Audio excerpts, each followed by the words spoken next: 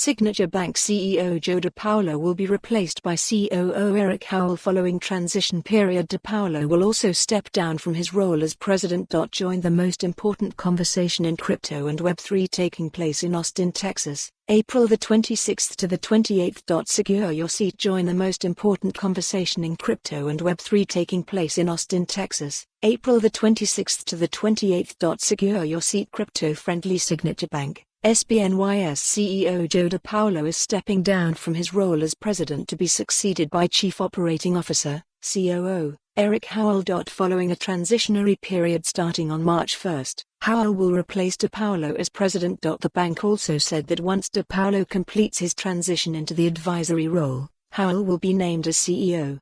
Till then, DePaolo will retain the CEO role and his seat on the board. It is unclear how long the transitionary period will last. Signature Bank did not immediately respond to CoinDesk's request for further comment. The bank has been attempting to reduce its involvement in digital assets following the market downturn which started last year and came to a head with the collapse of crypto exchange FTX last November. Signature said it would be shrinking its deposits tied to cryptocurrencies by $8 billion to $10 billion in December.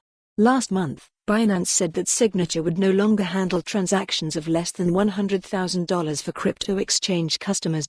Read more. Signature Bank downgraded at Jefferies due to shrinking crypto business. Update, February 16, 2023, 12:35 UTC. Updates headline, adds further details and background. Update, February 16, 2023, 12:15 UTC, adds additional details. Read. Follow the URL for the full article. For more on this story, visit the news article link.